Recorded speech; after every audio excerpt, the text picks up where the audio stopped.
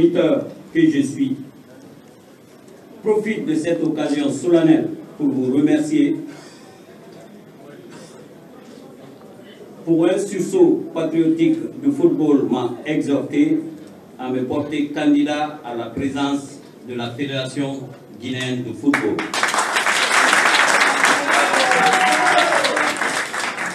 Parce que, comme vous le savez, comme vous l'avez compris, chers invités, Abdul Karim Bangoura se porte candidat à la FEKIFO. À cette occasion, on pourrait m'avancer qu'il faut démêler l'écheveau de mon programme. Mais l'exercice, quoique difficile, m'a mené pourtant à vous rassurer que j'ai demandé que j'ai de nombreux atouts dans ma besace seulement au moment opportun. Mon équipe de campagne vous en donnera le goût. Aujourd'hui, ce n'est qu'une rencontre avec la presse pour fixer nos émotions. C'est pourquoi vous n'aurez droit qu'à un indice de programme.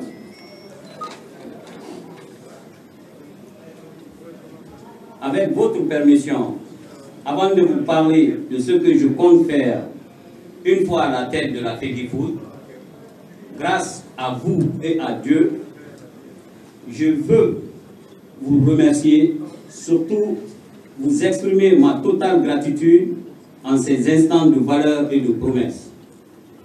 Prioritairement, il sera élaboré une politique de développement du football pour systématiser la formation des encadreurs, spécialisés pour le football des jeunes, des arbitres, des journalistes, des médecins et même des sporteurs, afin de créer et de respecter la pyramide.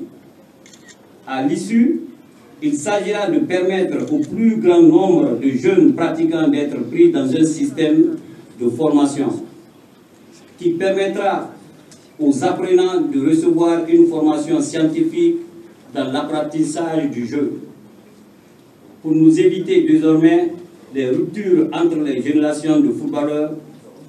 Nous allons créer progressivement des stages par âge pour constituer une pépinière permanente pour le haut niveau. Chers amis, pour permettre également à notre élite d'être au même niveau que certains joueurs du continent, nous procéderons à un renforcement du niveau des compétitions internes. Pour favoriser des progrès ainsi que le développement à la base, nous mettrons un accent sur la réalisation des infrastructures de proximité en vue de permettre un accès démocratisé à la pratique de la chose footballistique.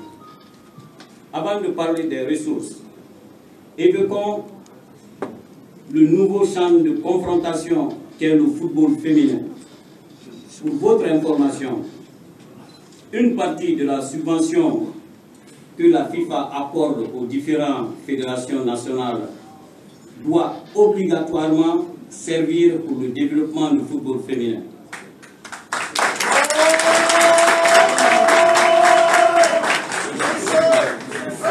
Compte tenu de l'importance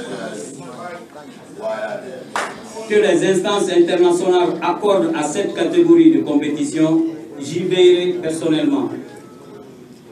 Pour assurer le financement de cet ambitieux programme, une politique de mobilisation des ressources sera mise en place, notamment le sponsoring, le partenariat, etc. Actuellement, l'une des plaies du monde du football est le programme de réinsertion des anciens footballeurs. Il n'est un secret pour personne quant à la situation des anciens pratiquants de haut niveau de notre pays. Cela peut se résumer par une situation catastrophique. Eu égard aux sacrifices qu'ils ont faits pour le pays, les efforts doivent être conjugués en leur faveur.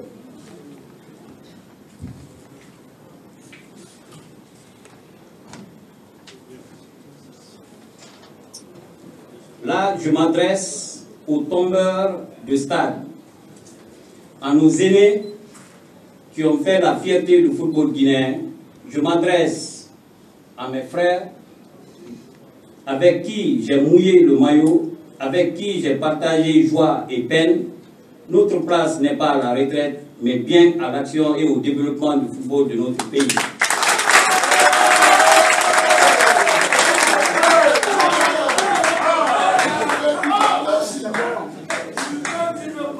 Parce que, je vous le demande, chère Assemblée, qui mieux que nous maîtrisons les aléas du football guinéen? Je vous exhorte donc à faire de ma candidature votre affaire. Certes, les ressources financières présentement disponibles pour la gestion du football ne suffisent pas. Un effort de rationalisation des dépenses doit être fait. Aussi, conformément à la convention standard de collaboration signée entre la FIFA, le ministère des Sports, la Fédération guinéenne de football à Zurich le 29 octobre 2007, la transparence dans la gestion devrait être instaurée. Mesdames et messieurs, nous nous engageons à trouver l'expertise nécessaire pour procéder à une analyse de gestion afin que cette tâche importante soit rationnellement exécutée, autant pour moi, ainsi qu'à rendre la dite gestion transparente. Après un passé modeste et une présence active dans le milieu du football, je pense que cette candidature n'est qu'une expression de ma volonté d'apporter toute mon expertise, et cela de façon très rapprochée au développement du football en Guinée.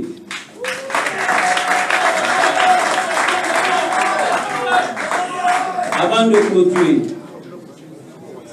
de clôturer mon discours, je voudrais très humblement me confier à toute la famille sportive de Guinée.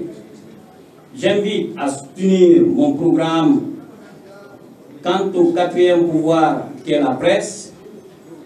Je me confie à vous également pour que la victoire soit à la jeunesse et au dynamisme. Je vous remercie.